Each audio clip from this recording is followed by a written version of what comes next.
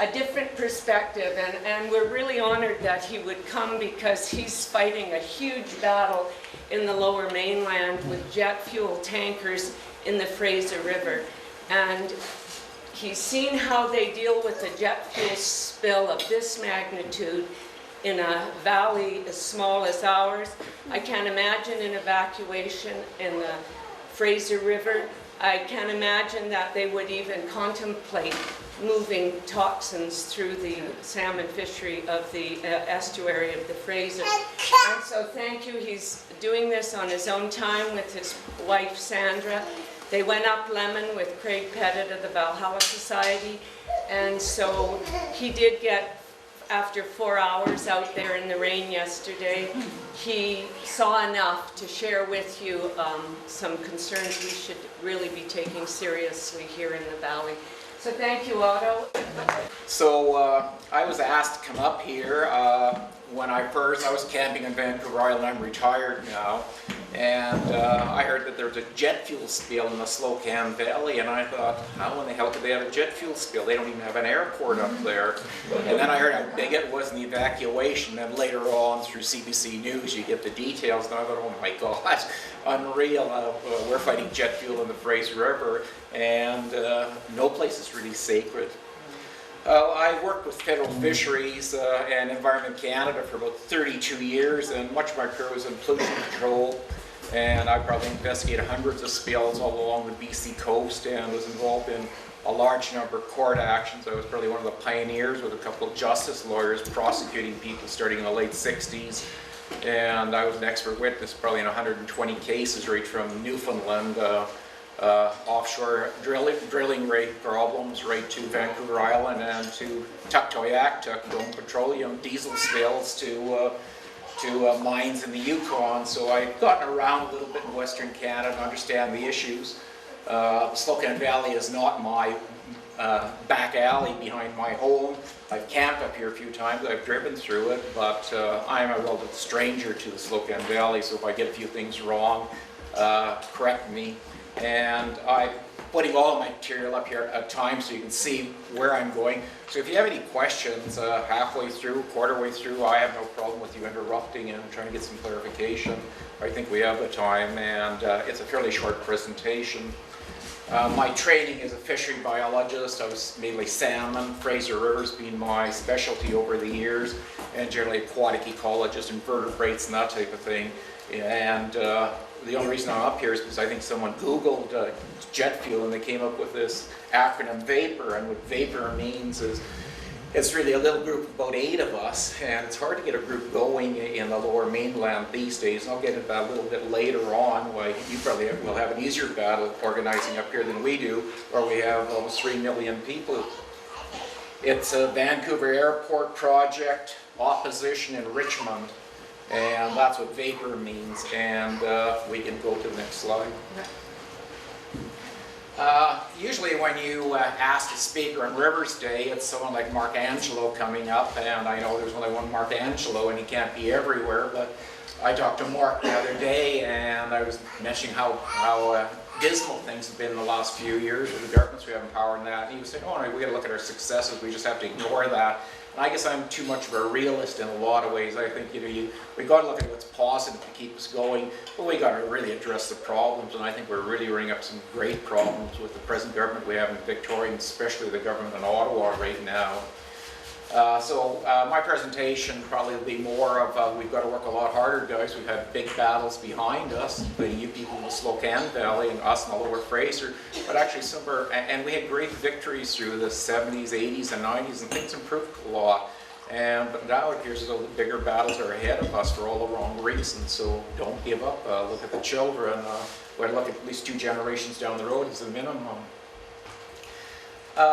I helped someone write a book several years ago, a retired CBC film producer, Richard Balking, and his book was Mighty River on the Fraser River, and it's quite a good read, really. And he said the Fraser River soul is still the salmon. If we didn't have salmon on the Fraser River, that river would have been long gone, and it would have been totally exploited through mining, the building of dams on it, the Moran Dam, all of these structures would have been in place, and the river would have been basically an industrial waterway. So the salmon's the soul, And to some degree, I suppose you were earlier, or the Americans put you ahead of us in terms of getting rid of your salmon, and you did have salmon up here. Sockeye did reach this part of the world. One of my fishery bosses 20 years ago used to have a little acreage in the Slocan. He talked to some 80-year-old people, and they said, yeah, they could remember the salmon spawning, the large red fish, and the large red fish are not kokanee. They'll be the sockeye salmon, but the Grand Coulee Dam put a quick end to that. So to some degree, if the salmon is the soul of a lot of our British Columbia rivers, you unfortunately lost a bit of your soul in the 1930s already. However, being an outsider, I would say your soul really is the valley, the people that live here, the lifestyle you live here, and believe it or not, your isolation. If you had two Trans-Canada highways zipping through the middle of the valley, and now this would be quite a different place. You're lucky you've got Arrow Lake as a barrier on one side, and you've got Kootenay Lake on the other side, and highways can't go straight through your valley, or you'd be quite different. And I think you'd have a lot more people living here, and it'd be more of an urban environment than a rustic rural environment. So I'd say probably you are more at soul. Fraser River, it's still the salmon, I would argue.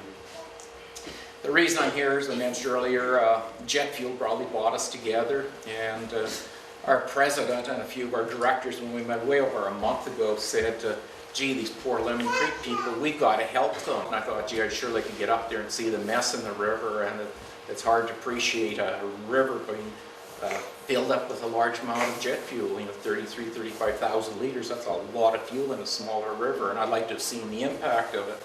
So about 10 days ago, I guess Marilyn got hold of our president got hold of me when I just came back into Vancouver, and said, we just got to get up there. And we've got an excellent safety engineer, retired. He's about 80 working for us, and he's just an expert on safety systems. And he's designed safety systems for everything from the Malaysian high-speed rapid transit system to the Canadarm in space. He worked with Donald Detweiler, so he's quite an accomplished engineer.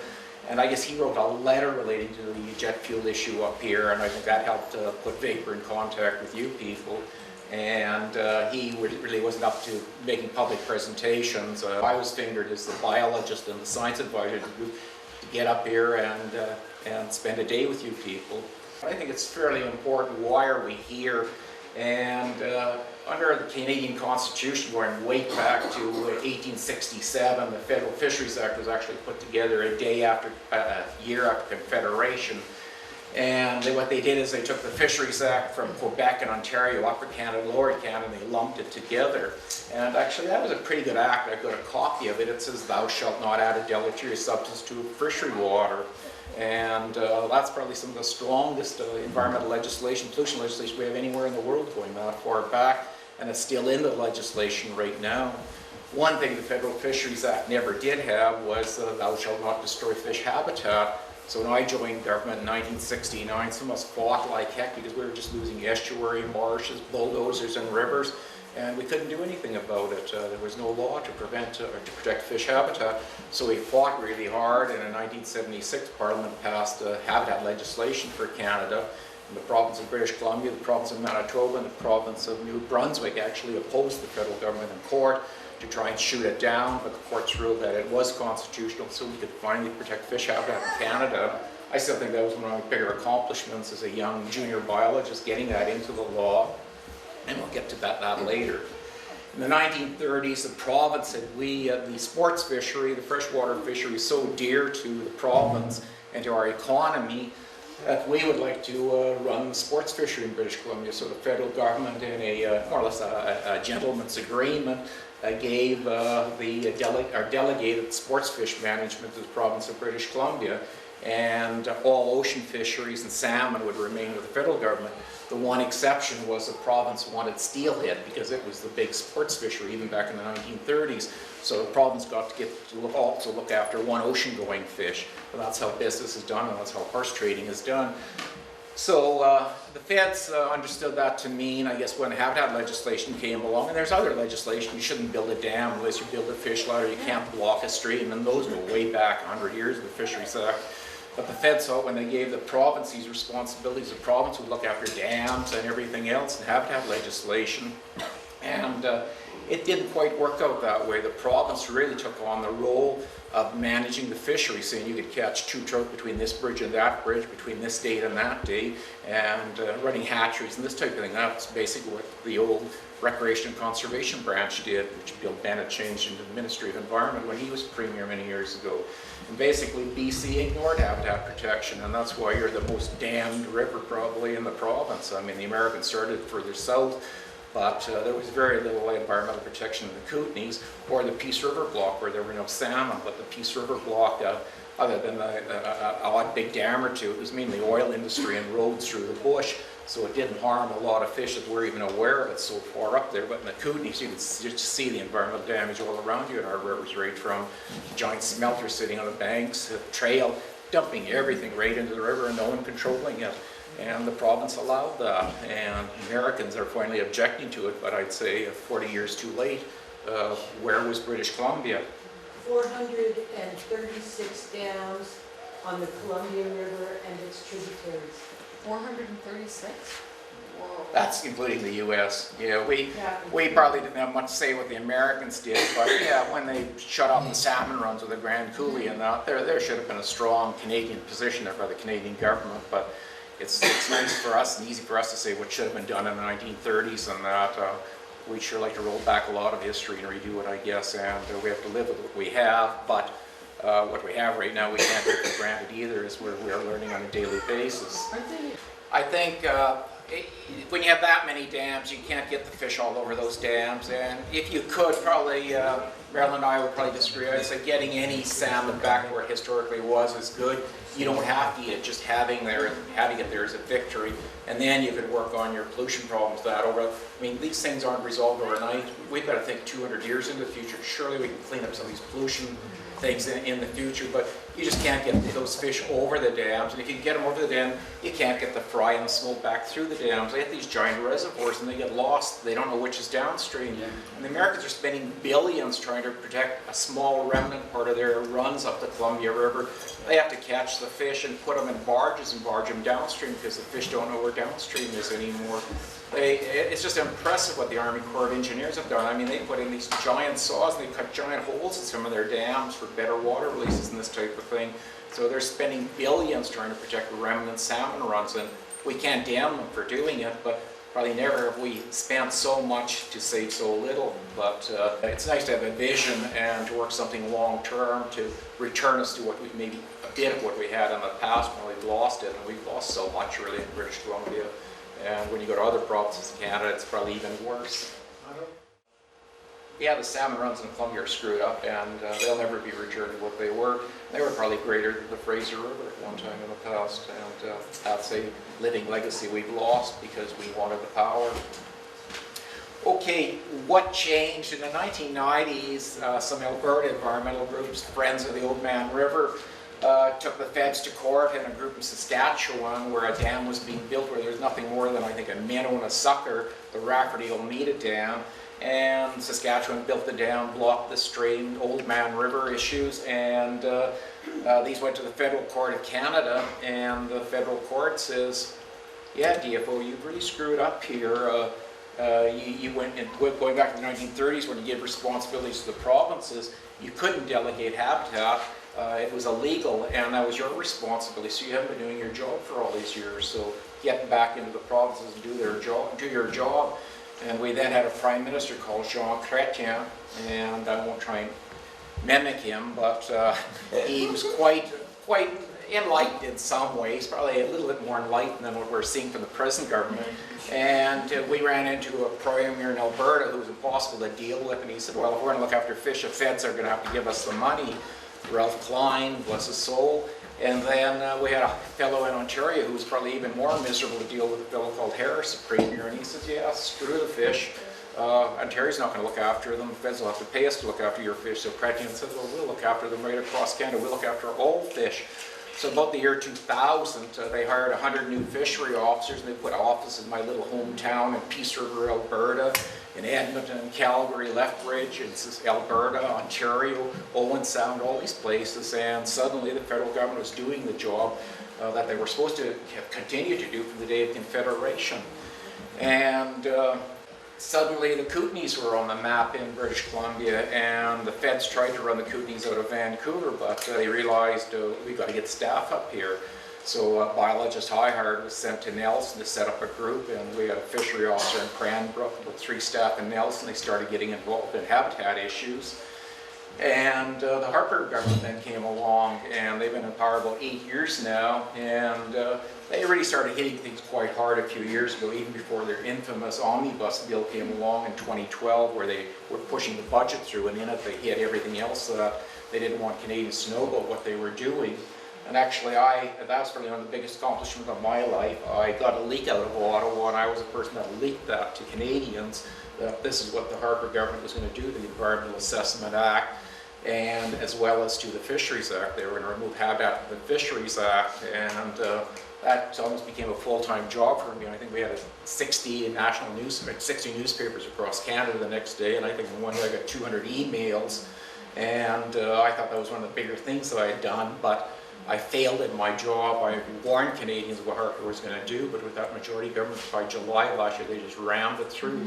Habitat was no longer going to be protected in Canada. They were only going to prevent people from killing fish, and those fish had to be sports fish, recreational fish, First Nations fish, and they had to be part of an active fishery or commercial fish. So when you're talking about the sculpins and the minnows in your streams, they're irrelevant. You can kill all you want and destroy their habitat. That's the law of the country now. And there's no common sense here in terms of protecting an ecosystem. You just don't protect trout in a stream and trout habitat. You got to protect their food sources and other fish, the invertebrates and everything else. It's an ecosystem you have to protect. And the government a few years ago started talking about, well, we're taking an ecosystem approach in our thinking and what we do. They're going ass backwards. They're doing the very opposite right now, and they're lying to Canadians. And the British Columbia government is no different. Gordon Campbell, when he started his deregulation, and we saw all sorts of fish and wildlife staff disappear. Where I worked in the lower mainland, for instance, we used to have 8 fish and wildlife habitat protection technicians, and I think they all had degrees. They were sort of like biologists, but they were called technicians. And from 8, and Glenn Clark started actually the decline of that.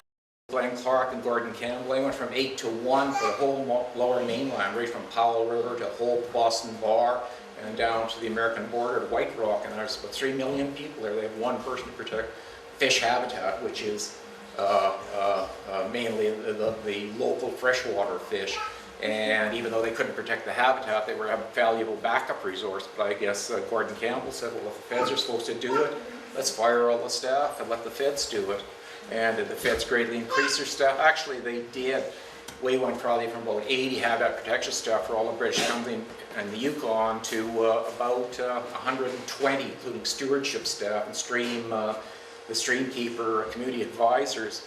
And suddenly, when Harper got his majority government, it went from 120 to 60. 50% of all staff have been fired in the past year. And the Fraser River, it's still argued to be the world's greatest salmon river. We had an office in Prince George with several staff. We had one in Quesnel, Williams Lake, Lillooet, and Chilliwack, and New Westminster. So there are not enough fingers here, but that's about 6 or 7 offices. Of those offices, guess how many we have? 0. They've been all shut down and all the staff have been fired. And what message does that send out to industry and BC Hydro and others? We don't give a damn about the Fraser River anymore. And that's supposed to be the mother lode of salmon, and everyone recognizes it as such. So when you think of your own little river, your own little creek, the Slocan River, Lemon Creek, just appreciate what's happening in Canada and what's happened to our legislation. We've lost the backbone that allows us to protect these streams. So we're dealing with totally gutted habitat legislation, and as Marilyn or someone pointed out to me, you know, we could protect 100,000 lakes and rivers through the Navigable Waters Protection Act. And that act's basically, you had the right to put a canoe down any waterway, and that right was protected. So if you build a pipeline across the stream or a bridge, you couldn't obstruct. In fact, even if a farmer built a barbed wire fence across a stream, and we see quite a few in some streams, in theory that's illegal. If that was a navigable stream, you couldn't even put a barbed wire fence across it unless you built it properly and got a permit for it. Well, Harper came along and said, you know, I don't know what he thought. I guess he just thought this was all bullshit. It's getting in the way of industrial development in Canada. So we went from about 100,000 protected waterways in Canada, which is all of our waterways, to 10 named ones. Lower Fraser is one of the ones in British Columbia that's protected for shipping and industry. But all other rivers and lakes in Canada now you can obstruct them to navigation. And navigation probably also includes canoes in the winter on the ice. So we not only lost Fisheries Act, we lost Navigable Waters Protection Act, and the environmental legislation in Canada was totally watered down.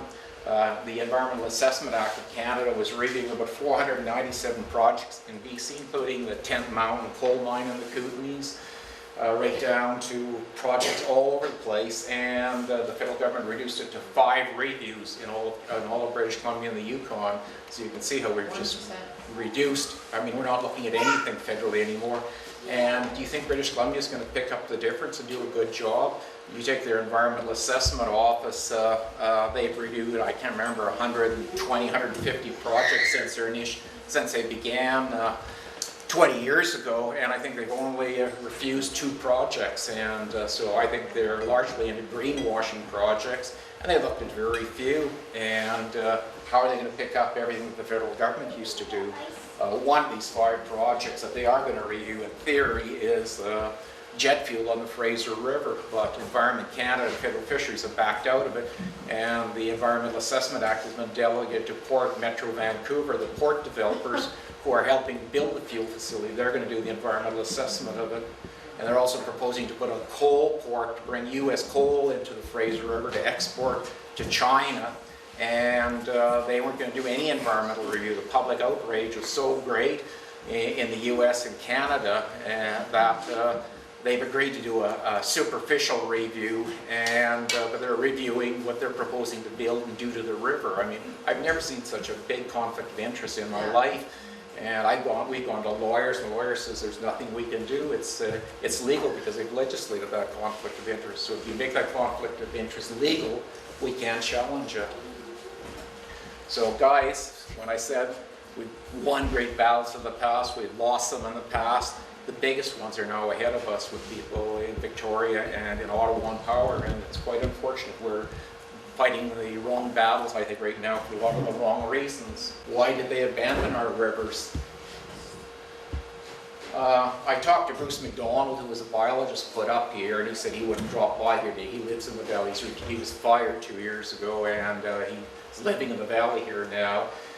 And he said, yeah, this spill occurred 2 years ago. Federal Fisheries, he'd have been there inspecting and collecting samples and possibly getting a case ready for prosecution, collecting evidence. But he says there's no good BFO staff here. And I asked, did anyone see any Environment Canada staff up here? And all the people I talked to said they saw no one from the federal government. They've seen some MOE staff, but they've seen loads of health people getting involved, loads of consultants, and everyone seems to be tripping over each other, and there's no leadership right now. And so the public, you haven't got a clue really what's going on, who's doing what. There's no information exchange, no coordination, and no one knows if this company, Executive Fuel Services, and the trucking company or the driver will be held legally responsible for what they did. And maybe even the BC Forest Service should be held liable for lack of a pilot car and sending a stranger up an unknown little road or letting him wander up a little road. I think that's negligence alone. And one key thing here is that Harper changed the Fisheries Act a year ago, but it's still not in place. It hasn't been proclaimed because he had to put in a bunch of regulations. And he was going to have the regulations in January this past year, or January 2013, and he failed. Then they were going to be in place in April. He failed. They couldn't meet them. They're going to be in place in July, and he failed again. And the reason is he's telling his staff, put in regulations to protect habitat, but he's gutted all the habitat legislation that I think the bureaucrats and the civil servants are finding it impossible. Basically, Harper says, go swimming, but don't get wet, and they just can't figure out how to put regulations together that mean anything to protect fish when you've gutted the Fisheries Act. So the regulations aren't in place, so the old Fishery Act still prevails, but from a spill point of view, Harper didn't change Section 36 of the Fisheries Act. 35 is the habitat section, thou shalt not destroy habitat. Section 36, which is over 140 years old now, it says thou shalt not pollute, thou shalt not discharge a deleterious substance to any fish, frequent of water. And that's exactly what was done here. And if I lived up here as a citizen, I'd get some of those dead fish and gather the photographs, the eyewitness accounts, And right about now, I'd be at a justice of the peace in Nelson or in Castlegar laying in information. I'd write it out. The executive air flight services or whatever unlawfully permitted deposit of deleterious substance, to-wit jet fuel, into Lemon Creek, contrary to Section 36 of the Fisheries Act, and force the court system that way. Then the federal government, the Attorney General of BC or the Attorney General of Canada would then have to look at those charges, and they could stay them or drop them, which would really look bad because negligence was involved. To some degree, they'd say, all right, you guys, prosecute it yourself. You'd have to get your own lawyer to prosecute it, or they usually take over the case and they'd have to prosecute it for you. And if you lay the information, you get half of the fine. So if there's a $100,000 fine, your environmental group could get 50,000 of that. So think about that. I wouldn't back off from that. Don't depend upon government to get after those that caused that accident, your watershed. I think take the bull by the horns and consider laying charges yourself. I think the evidence is irrefutable. Well, I'd say you've got to allege that they're guilty for discharging a deleterious substance, immaterial what anyone else did at any other level. That legislation is still supreme in this country. So I think, in a sense, ignore ICBC and the money they put into the watershed, and when they're in court, their defense attorney will say, well, it wasn't that bad. ICBC spent $9 million. They did this and this. Well, that just lowers maybe their fine. I mean, I'd go for $1 million fine, and maybe that would lower it to $500,000 because they were good guys. Well, they weren't. ICBC was, and they meant to have less of the damage, but let's not kid anybody here.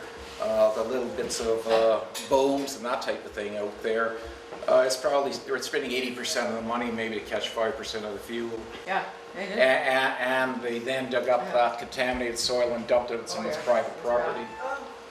Claire's, who was with us yesterday, they dumped it on her property, and they raised hell to get it removed, and I don't know where it went after that. But yeah, that's what I'm saying. They probably, out of the creek, if they can recover 5%, they're lucky, and that's probably where 80% of the cleanup monies will go. And I'm not going to say, if they're not on the ball and get to it within a matter of hours, they've lost the battle. And in this case, the battle was lost, and that's why it was way down the slope end before anyone really clued in what should be done. And that happens in all spills. So when we talk about the Northern Gateway, the Enbridge pipeline, and Enbridge says, oh, we've got the coast and it's going to be looked after and we can respond to a spill immediately.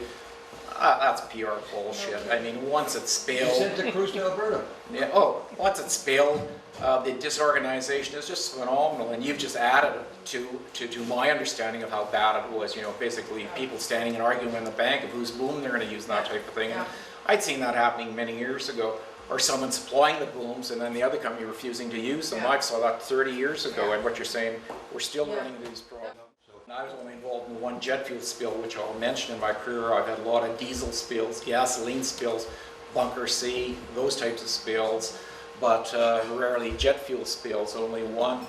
And all jet fuel has benzene in it. Maybe they're arguing about degree, but if they're trying to tell you, well, your jet fuel is better, or no, you're saying this one had benzene and it was worse. No, they're saying it didn't have benzene. Oh, okay, but I'm saying, of course it had benzene in it. They all have benzenes. You can't separate out the molecules.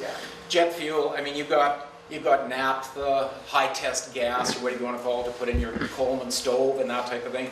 Or they'll put in pipelines to dilute the bitumen to get it down the pipeline to Kitimat. That's the very highly explosive fine oils, the naphtha.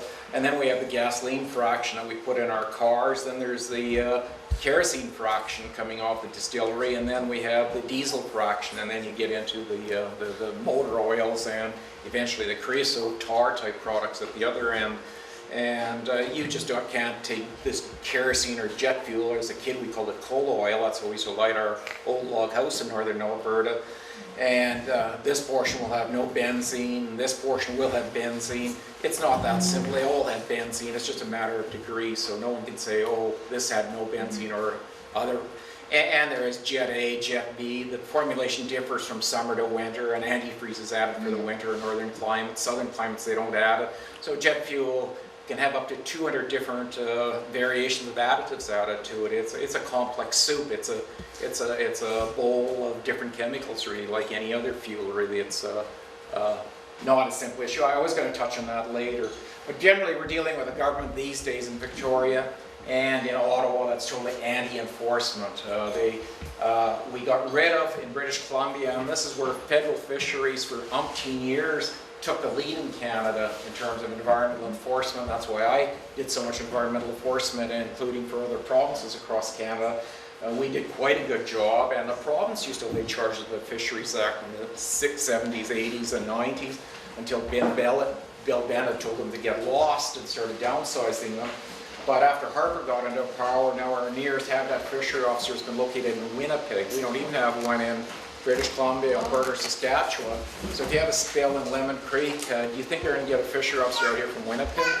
I don't think so. It's that bad right now. MOE staff, I'll just put a question mark on it. I won't say anything more. Yeah, and it was relatively unchanged, though. It would be the section of the Act that you would use. And you could argue the kerosene coats rocks, and it's killed the algae in the rocks, therefore it's harmed habitat.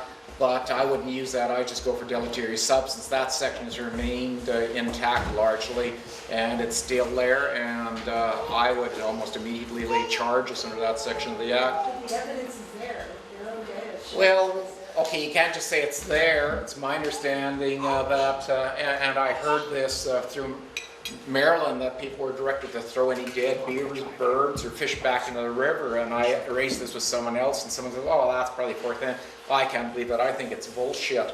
And so yesterday, and I won't mention the names of two people we met on the river that are hired to clean up the spill. And I said, with this matter facing a civil suit, etc., what have you been advised to do by your lawyers, etc.? And they said, we're not supposed to say anything. But they were good people, and you could see their sympathies are with you and your river. And I said, have you seen dead fish and that type of thing? And they said, yes. And I said, what did you do with them? We were told to throw them back in the river or not touch them. So I think you're seeing, and the word cover-up's been used. Actually, I think you are up against a cover-up scenario here. Why in the world would anyone on the river be told to not collect evidence and not collect dead fish and put them in a bag and keep them as legal samples? I've never seen that in my life, to be quite honest. And why would you leave them in the river so that blue herons, the eagles, the osprey, and everything else can eat them and poison themselves? I mean, what's happening here is an introduction into this brave new world of government hands off and let industry look after themselves. And they're looking after themselves quite well. I taught courses for years on collecting legal evidence because you've got to preserve continuity, get in the courtroom, and not everyone's trained to do that. But yeah, you bag the stuff properly, you label it, you seal it, and you don't let anyone else tamper with it, and it's admissible to any court of law. As an expert witness in over 100 trials across Canada, you just have to have a lab and bioassay results showing that jet fuel is toxic, and an expert witness will say, yes, that jet fuel, when put into any water treated by fish, is deleterious. You don't have to prove it made Lemon Creek deleterious. It's when added to any water is the wording of the legislation. So it's still fairly powerful legislation. You can't charge them killing waters. That had to be the Wildlife Act, because that's not covered by the fisheries. Like whales are fish, but not otters. Seals are fish, but not otters. But I would not be surprised an otter or beaver would die, because they're just a beautiful wick for wicking up the kerosene or oil. And the first thing they're going to do is lick it off, and it'll destroy their kidneys. It's highly toxic. But if any of you have samples in the freezer, label them properly with an indelible pen and a good label of when they were collected, where they were collected, and keep it in your freezer and let someone know. Someone here has to say, well, I'll be the center for keeping track of who has what samples. And when you get a lawyer to lay charges, this has to be brought together, and you'd have to bring an expert witness to say, yes, kerosene is deleterious to fish, and look at all the kills we have here. And the circumstantial evidence, you would even throw in the toxicity to beavers and blue herons. I mean, that impresses a judge, that everything got killed, not just a few fish, a few sculpins. Yeah. And I'll be writing a letter on your behalf to Mary Pollock, the Minister of the Environment, saying, where do you sit on all of this? I said, I'm going to tell her I was up there. She knows me well, because I pestered her with a lot of letters with Christy Clark. I'll say, I've been up here. And I said, I was quite shocked. The problem was a lot worse. I didn't even think I'd get to sniff kerosene in the stream, and it was easy to find yesterday. Even the day before, the first night we got here, Sandra and I went for a walk down the old railway trail, and I was about 80 feet from the bridge, and I thought I could smell kerosene, and I thought, oh, it's just my imagination. I've got a good imagination. And I thought, oh, it's probably creosote on the bridge. Well, I get on the bridge, it's a steel bridge, there's not much creosote on it. So I was surprised, but I still didn't believe it, that I was smelling something coming out of the creek. And then, of course, the next day when you start rolling over boulders, and you'd see the stuff coming up and the smell, especially the booms and that. Quite honestly, I was quite shocked that the kerosene has persisted to such a high degree in the river. I think you've got a greater problem than almost anyone would have predicted, especially industry. We'll get into the myths they would like you to believe.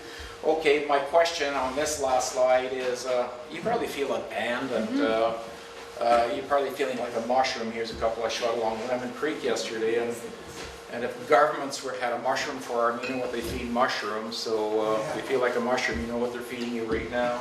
Next slide. Why are we in this mess? What is the new philosophy that forced the government to go that direction? Harper probably made it clearer than anyone. Gordon Campbell did, and Christine Clark did, and other jobs. And that jobs almost drives me nuts every time I hear it, especially when the jobs in BC goes downhill, the more she talks about creating them. But it's to get off the backs of industry. I heard that when Paul Martin got into power, he was a Liberal, it was before Harper, and he came up with an approach of SMART regulations, and SMART was an acronym. I can't remember what it meant federally, but it meant that we're going to have performance-based regulations, and we're going to allow industry to more dictate how they're going to do it to meet those regulations. And industry is going to start looking after themselves. It's self-compliance, and I don't know if they're also going to collect evidence against themselves and take themselves to court when they go way over the line. That wasn't quite figured out. Meanwhile, let's cut down on the enforcement staff. Well, this is happening. And I started out when I was in Environment Canada, the early 80s, expert witness training. It was an intense, week-long course where we brought in a real judge, real courtroom we used, real lawyers, and we did mock cases of samples collecting and being a witness, being cross-examined, prepare our biologists and our lab people for winning court cases. And some of my ratios were up, we're winning 75–80% of our cases. Then the BC government stepped out of the course. They wouldn't support it any longer because they said training people to take people to court sends out the wrong message to industry. So the province stepped out of the course. And then I was told 2 years ago, Federal Fisheries and Environment Canada dropped the course because they were told don't lay any more charges. And one of my best friends in federal justice, and I've had dozens of cases with him, he prosecuted cases all across Canada because he was so good. He was just told by the government a few months ago that we don't need you anymore, we're not going to lay any more charges in the Fisheries Act and that, so we quit and set up a private firm, and now he's offering low-cut rates for environmental groups and that, but he's got to make a living, and he's actually, his wife is from Kaslo up here, and he basically thinks that citizens have to do it, and if we don't do it, no one else is going to do it right now. And he was told that, and he left his job after 30 years as a prosecutor. And so it's pretty sad out there right now, and this is why it's hard to come here in a Rivers Day thing and rah. We're going to deal with some of the biggest battles, and we're seeing some of the biggest setbacks right now.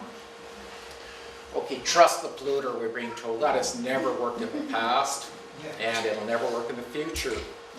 And I think it has been proven elsewhere in the world that when you take this approach, it hasn't worked. It hasn't worked for meat inspection. It hasn't worked in a lot of other fields. Look at the disaster we had in Alberta with meat inspection. And I think we're probably waiting for bigger disasters to happen in the coming years, and you've seen the leading edge of it, really. The blind agenda, it's just blind. It's growth at any cost, jobs, and prosperity, and to hell with the environment. And Harper and people like Christy Clark don't understand, and no one wants to build up a financial deficit and debt for your country or your province. But the good part of that is we can pay it off if we do the right things. I don't know if Obama will ever pay off his debt. China's going to have to forgive it almost, I think. But we can still pay off our debt. But when we create an ecological debt, we dam up a river, we destroy a river, you never repay and recover that ecological debt. It's gone forever. And your children and your children's children are going to wonder, what happened to the salmon in this river, Mom? What happened to the salmon in that river, Dad? And it's going to be a pretty sad world 20, 30 years down the road. And we haven't even started talking about global warming. Next slide, please. Jet fuel in our lifestyle. Basically, as you've learned, jet fuel and rivers don't mix. Actually, jet fuel does mix with water fairly well, especially if it's Lemon Creek. And I saw something in a newspaper, I think it was in Maryland or something, that stream looked milky white. Well, the jet fuel mixed well with water. The milky white was an emulsion. It was the oil, little droplets right in the river. And you'd expect that in a turbulent stream. And when you have these billions of little droplets, actually benzene and that will actually dissolve into the water. And when it dissolves into the water, it can get directly into the gills of the fish and be highly toxic. Only a very, very small amount will actually dissolve into the water, but enough will dissolve into the water to be highly toxic to all aquatic life. And I think you're living evidence of it. I went upstream of the spill, lifted 10 rocks, and I saw instantly just turning over 3 to 10 little invertebrates swimming off the bottom of the rock, stoneflies, caddisflies, those types of animals, and mayflies, and caddisflies, yeah, I mentioned that. And at the spill site downstream, all the way to Slocan River, I don't think I saw one on one rock, and I stopped at 3 different locations and a little side channel, and not a living organism under the rock. So there's been a pretty well wipeout of all the bottom life in that river. And upstream, I was actually quite shocked just immediately upstream. It was just flowing with life under the rock. So it very definitely had an extremely toxic effect on the bottom of the food chain. Some people say the river now has a lot of algae and more than they've ever seen before. Well, I'm speculating, but I'd say, hey, pull your cattle out of your pasture for a year. What happens? The grass is going to be this tall. Pull all of your grazers out of the stream, which are all these little bugs. Your pasture's going to take off, which is the algae. We're not damming jet fuel. We don't want it in our rivers. Keep it out of our goddamn rivers and lakes. We live in a modern world, and if there's a fire that's threatening our community, we probably would really be upset if they didn't supply the water bombers and the jets that fight the forest fire. And when we go to Vancouver International Airport or Castlegar Airport, we want to fly somewhere, we're not going to dam the jet fuel they put in those planes. So it's part of our modern lifestyle. If we travel and we require this equipment, the question is, it's how you transport it and how you store it, really, which is a big issue. And I think we're being quite negligent in the way we are moving it around and how we store it. In the Fraser River, the battle we're up against, they want to bring up to about 2 billion litres a year. That's how much we burn at the Vancouver International Airport. So when you think of global warming, airlines say only create 5% of the problem, but Vancouver International burns about 2 billion litres a year of jet fuel. And they get some through pipelines, 60% of it through pipelines now, or 80% in pipelines, 20% by trucks from the US. Now they want to bring 100% of it up the Fraser River in giant super tankers from cheap sources in China, Singapore, and India, and Venezuela. So we're fighting that, and we think it's irresponsible being super tankers for the first, or tankers, period, of any type, into the Fraser River the first time in history. And then they want to put 80 million litres of storage tanks on the edge of the Fraser River, buy a condominium complex, and probably the largest recreational complex we have in British Columbia, 6 rinks, bowling alley, swimming pools, water mania, 12 theaters, everything is right there, and all of this is 400 meters away from this giant new fuel facility.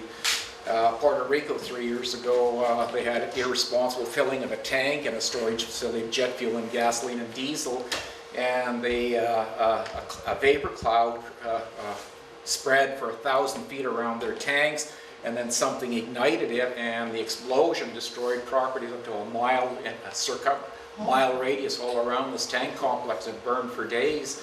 So you've got to be really smart in how you transport this stuff and where you store. And if you do that wrong, you end up with a Lemon Creek. Face a bigger issue down the road. It's easy to put off global warming.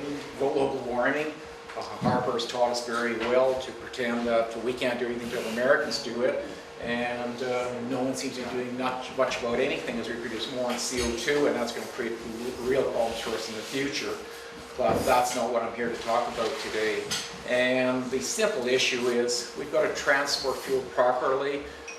We look at Lac Mégantic in Quebec, and that's hard to believe that in 2013 that the federal government would allow a train full of fuel, would have one operator on the train, allow that train to be parked on the top of the hill, while the guy walks over to the local Holiday Inn for a night of sleep. I could see that maybe happening in Nigeria, but Canada. And when it comes to transport of fuel and that, it appears as though safe fuel transportation is just too complex a concept for aircraft companies, BC government or federal government to understand. And since we don't understand that, we're even willing to put it right into the Fraser River and pretend it'll never happen. Have we learned anything from what's occurred in the past? And I'd think Lemon Creek is too recent past. We have to look at probably a lot of other incidents over the past. I think we now, of course, use more fuel than ever, and I still don't think we have much better fuel handling than we did 20 years ago. We have a lot more electronics, but I've seen many electronic devices. I was involved in the case of Powell River, where the fuel level indicator in the tanks didn't work, and the tanks were overfilled, and it overflowed the cofferdam and into the marina, and it was boat fuel, and the local fire department and the RCMP just evacuated the area before someone ignited it, and they just forced it all out into the ocean with fire hoses because it was a public safety hazard. And federal fisheries then did prosecute people. We prosecuted Chevron, Standard Oil for the spill. We didn't charge a fireman, the RCMP, for flushing it in the fishery environment because that was to save lives. And so we had that spill probably about 30 years ago. The Puerto Rican one was just 3 years ago, and there the electronic devices to show the tanks are full didn't work again, and they were overflowing. And so I still think we've got great new technological aids, but I still think we're having way too many accidents when you look at some of the things that have happened at Lake Wabamun with the creosote spill into that lake in Alberta, Lac Megantic. Why is this still happening in North America? One of the reasons is we've gotten off the backs of industry. They're allowed to get careless. We don't have the staff there. We don't have the oversee function anymore. We've gutted the legislation. The standards are now lower. And if they do something wrong, they're not taken into account, and they're not held accountable. And the self-compliance simply will never work. Lemon Creek is probably a beautiful example how it's all screwed up, where open government, public consultation, none of that seems to be applying here at all. That's always been a battle. The government preaches it, industry pretends they're being open, and quite the opposite is taking place. And here I think there's you're part of a cover-up for some reason, and I don't know why. And that's a big issue here. And I think the Premier and the Minister of Environment's got a lot to answer for here, and even the Minister of Health. Next slide, please. What can we do? Lemon Creek was a preventable accident. There's no way in a million years you should have a fuel truck up there. And it was negligence, it was human error. I'd say you probably even had an inexperienced driver, probably maybe shouldn't even been driving a fuel truck. 22-year-old fellow with such a hazardous cargo. It's amazing that can be happening in 2013. And where's the oversight by those ordering the fuel? Where's the pilot car? Why would you have a fuel truck not knowing where to go and wandering up little logging roads? It's hard to believe that happened, really. And that will happen in Richmond. You had an accidental spill. We're actually engineering spills for the future. The Vancouver Airport Fuel Facilities Corporation, which is a non-profit corporation of 28 airlines, including Elite Airline, Air Canada, WestJet, Air China, Lufthansa, all the big air companies. They've set up a tiger. It's probably not accountable for any spill when it comes to any liability or a big spill. If you have a big spill in the Fraser River and a big sockeye opening like we did a couple of years ago, you've probably lost over $100 million in just foregone catch of sockeye alone. And the Vancouver Airport Fuel Facilities Corporation say they have legal coverage up to $100 million, and they think that's enough. Nowadays, you need $1 billion worth of coverage if you have a significant spill. And in Richmond, they predict the probability of a 50-barrel spill once every 6 years, and they predict the probability of a 1,000-barrel spill every 30 years. And the facility's supposed to last a minimum of 60 years of their building. And when you have those sizes of spills predicted, how can anyone ever permit it and approve it and allow it to occur right in the estuary, which is probably one of the most sensitive ecosystems we have on Earth and one of the most productive ecosystems on Earth, and sort of the mother salmon river in British Columbia. It's hard to believe. And the joke of it all is in 1988, the same corporation applied to bring barges into the Fraser River, jet fuel. The federal government had proper public hearings, and rejected it after 2 days of the hearing, saying it was too great a threat to the estuary. The federal harbor so watered down the environmental legislation. This time the federal government, the project didn't trigger an environmental review, even though it's 10 times larger and they're now going to use super tankers. The provincial government so watered down their legislation, it didn't trigger an environmental review.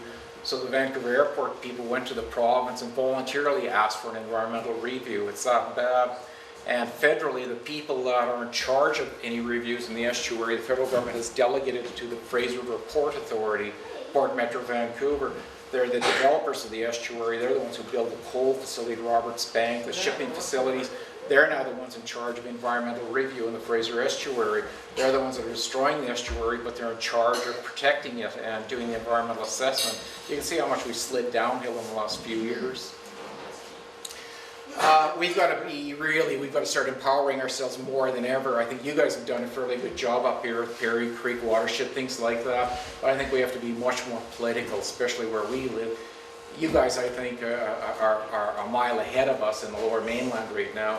30 years ago, we were miles ahead of you guys, but all our fishermen, that seemed to have disappeared, and we had such a great demographic shift. We have no one to support us hardly anymore in these issues out of the 3 million people there. I think you guys are doing quite well with the issues you're up against, and where I live in Richmond, we almost don't have a green soul anymore. As an aquatic ecologist, to be quite honest, I thought that was bullshit. They had it asked backwards. If you don't protect the headwaters, you can't protect the bigger tributary stream, and you're not going to protect the river downstream. There's continuity. And bureaucrats and politicians don't get that. In the Yukon, in fact, I was declared persona non grata, and I was told I was not to be seen in the Yukon again by the federal government. They allowed placer miners to placer mine in the headwaters of the streams and release the sediment downstream because there was no salmon or grayling in the headwaters. Well, all that sediment goes downstream to where you have the salmon and grayling, and that's where it destroys the eggs and that. And they just can't appreciate that water flows downhill, sediment flows downhill, and that's what we're up against. And so where is this disconnect that water goes downhill, and anything you put in that water goes downhill? So if you don't protect your headwaters, you're not going to protect the bigger rivers downstream. And I'd even argue that it's probably more important to protect the headwaters than the main stem river, because the main stem river is pretty robust, and you can probably cut down some of the riparian vegetation. You can't do that much to damage the banks of it because it's pretty massive in terms of its shifting and that.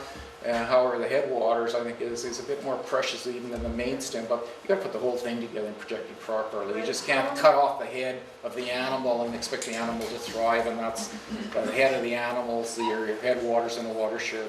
And that water is how important cleaning up the fuel that's... Oh, I mean, who wants to say it's dilution and flushing is a solution, but here it is.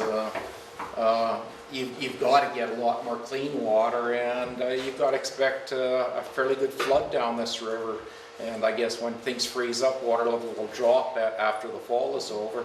But next spring, you're going to have to open next summer some really good flushing, some really good melt in the headwaters, flush it out. And then I think you'll have a hard time finding kerosene under the rocks.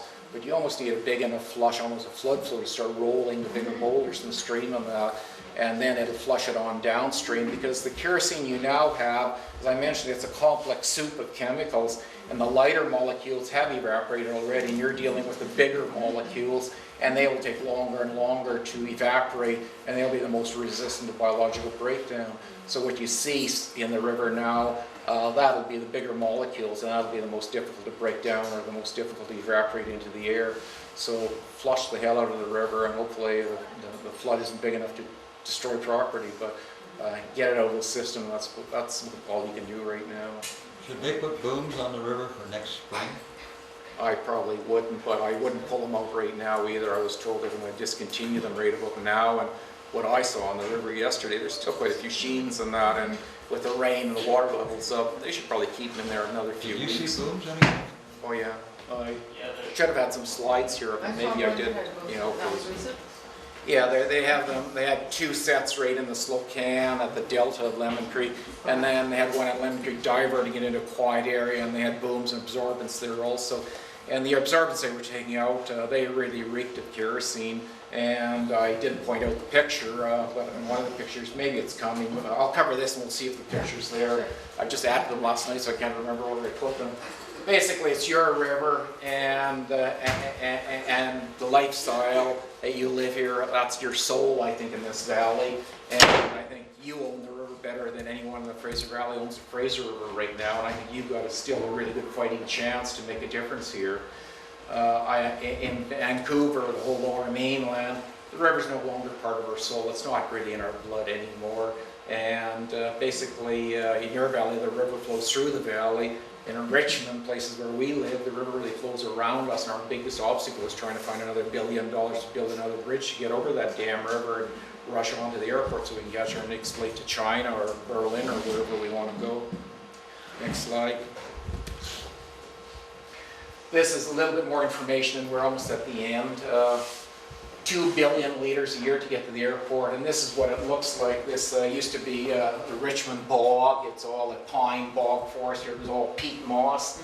This is the main stem of the Fraser River. About a kilometer down here is the Diaz Tunnel, and just beyond these trees here is this large 800-unit condominium complex and a giant recreation complex with theaters and everything else.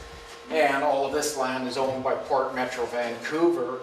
And so the facility is actually going to be renting land for Port Metro Vancouver to store their tanks on. And it's Port Metro Vancouver that's responsible for environmental protection and environmental review in the Fraser Estuary and all 70 national ports in Canada right now.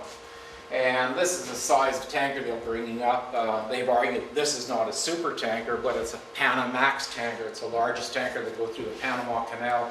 10 years ago, they were called super tankers. They're up to about 100,000 tons in size. Now in the world we make tankers up to 500,000 tons, and those are called ultra-large crude carriers. And so the term super tanker doesn't mean much anymore, but I call them super tankers, and they object to me using the word super tankers, but we could have 80 to 100 million liters of jet fuel at a time. And over 30 or more years from now, they expect to have maybe up to 100 of these a year into the Fraser Estuary. And their plan, of course, is to spill it ashore. Their studies show that most spills occurs at unloading, and then they pump it in these tanks. Then they're going to build a pipeline to the airport, a new pipeline, 12 kilometers long. And they were putting it right down residential streets. And this is what got vapor going. A couple of the people was going down their front street, a 14-inch jet fuel pipeline. And then I said, hey, you guys, I don't care where that damn pipeline goes. That's not the issue. This is the issue, tankers in the Fraser River. You get rid of tankers of the Fraser River, then you don't have a pipeline across Richmond. So after almost a year fighting with the citizens group, I convinced them that no tankers in the Fraser River has to be your slogan, and then you resolve all the other issues. It's interesting also, the province has this expedited review environmentally, and I'll just show you, and this is the bullshit the government feeds us, 180-day expedited review to keep industry happy, because Harper was really upset about the pipelines, years of hearings for Enbridge and this type of thing, and so Harper's gone to an expedited review too. And in the BC government, however, anytime the jet fuel people want to suspend the review because they're being criticized for something, they stop the review. And it's like a chess game.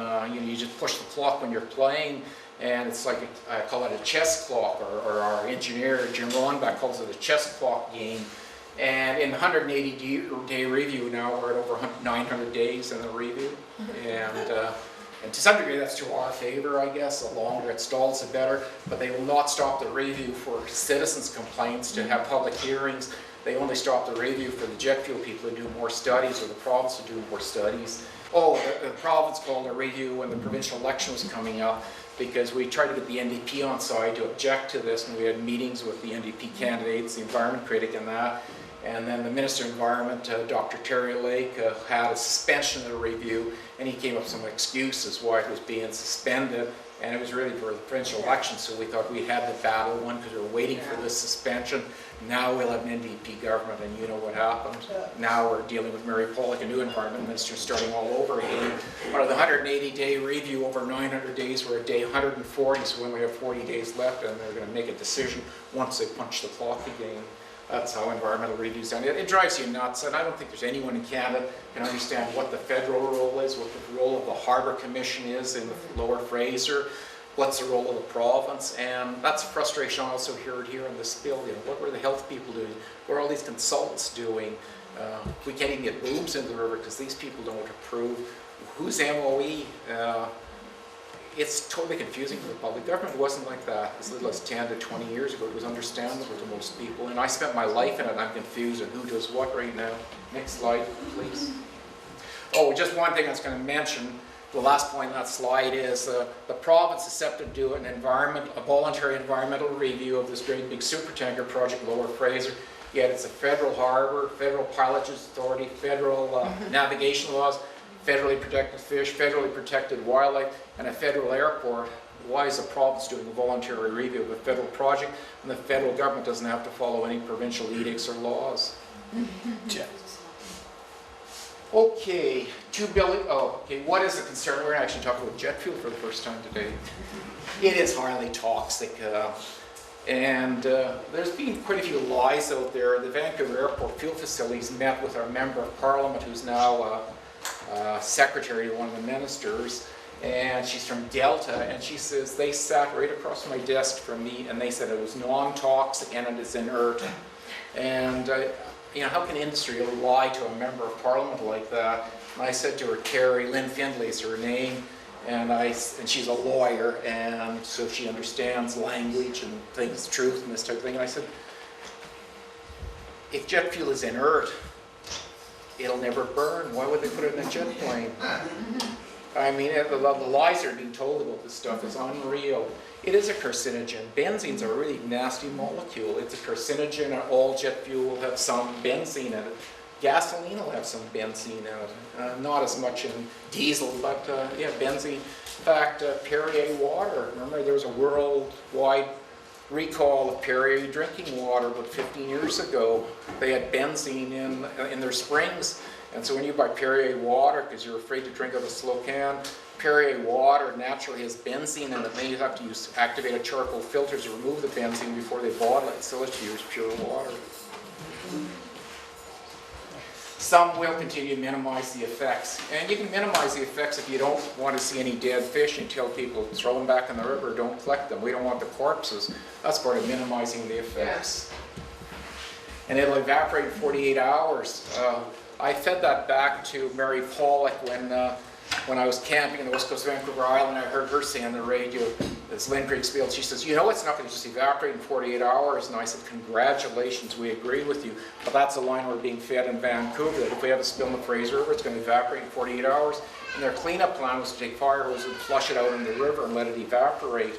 And that's a myth. And this is a picture I took yesterday. Here's an absorbent boom, and here's oil coming into it 65 days after the Lemon Creek spill. And the reason it doesn't evaporate quickly is you're dealing with cold water. It doesn't matter how warm the air is, the water's cold, and the water's going to dictate the evaporation rate because that's keeping that material fairly cold. Plus, you're dealing with a bigger molecule after 65 days. The lighter stuff has evaporated, and this stuff's going to be very resistant to evaporation. Let's move on before everyone falls asleep after lunch. And I've talked about it's a complex mixture, and it will have everything from longer carbon chains that you'll find in diesel and gasoline right down to benzene-type molecules. We've talked about where you find it in the distillation refining process.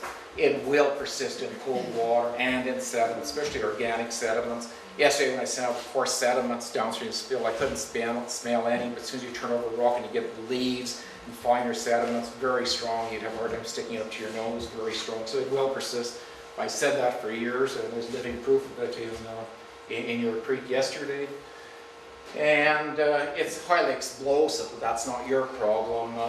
If it didn't cause a forest fire, maybe it should have caught on fire, and we could have got rid of 80% of it. It would have just been a global warming problem way back in July. Not a Lemon Creek Slocan River problem, but I didn't say that. Next slide. Indeed. And it's not just benzene and carbon molecules in jet fuel. They had tons of stabilizers, up to 200 different commercial products you can buy to put in jet fuel, additives, fungicides, so biological agents won't grow in your jet fuel. And it's amazing that something will actually grow in jet fuel. They had lubricants to reduce friction. They had anti-corrosion agents, anti-static agents, because the last thing you want is static electricity in a tank or anything. Yeah. Anti-icing agents, especially in northern environments for jet fuel. list of additives in jet fuel are just phenomenal, and a lot of them are trade secrets. You don't really know how toxic it is and what's in your jet fuel at that site. You'll probably never find out. Next slide, please. The Ministry of Environment said that there was no benzene and that there were no additives. And I'd say, Yeah, we have it. and there's no truth in any of this. Yeah. Just reviewing a couple spills, the YVR Vancouver International Airport Shell oil spill in 1988 into the mid-arm of the Fraser where the marsh was totally wiped out along the airport. The recovery was extremely slow and it affected the marsh the next year. Penetration into the sediments, and there's a denial of this, but these are fairly fine sediments with quite a bit of clay and silt, not sand in the estuary. And the consultant found and could easily smell and document in the lab there was kerosene 65 centimeters deep. You know, that's a couple feet deep into the sediment, so good penetration into the soil. If you've got sand and gravel, it's going to penetrate more quickly, it'll get flushed out more quickly. But if you've got a well nearby, well, yeah, you would have a worry. And they could smell when they went back 3 months later in the Fraser River, they could still smell the jet fuel. And here you have more quicker flushing. Fraser River, we have tides back and forth, but that's a form of flushing. So it is fairly long term, I would argue. Unfortunately, they didn't do studies after 3 months. Is that documentation available on? That's published, yes. Anne Moody was a consultant that did that work, so I could email it to you. We've had it scanned in. One of our workers discovered it, and no one else was referring to it in terms of the Vancouver Airport study. So I think it was another study that people conveniently ignored and tried to hide, but we found it in a UBC library. We did get it from Environment Canada, even though it's their publication. Bull Run, USA, that was many years ago, very large spill. Almost killed everything in the river, then got into a giant reservoir that fed water to suburbs of the Washington, D.C. area. And they determined that as little as 16 parts per billion would force them to shut off the water supply. And a part per billion is pretty small, but jet fuel will taint water and taint fish in the parts per billion range. And if you can smell it, you can taste it, don't drink it, don't eat it. And if you took that material, fish to the lab, chances are you wouldn't find anything. It'd be below trace quantities or undetectable. Your tongue and your nose is probably the best analytical method to pick it up. So if you smell it, taste it, don't drink it, don't eat it. Lemon Creek, we've answered this one in our discussions. Who in hell is monitoring what's going on? Where's the transparency, openness?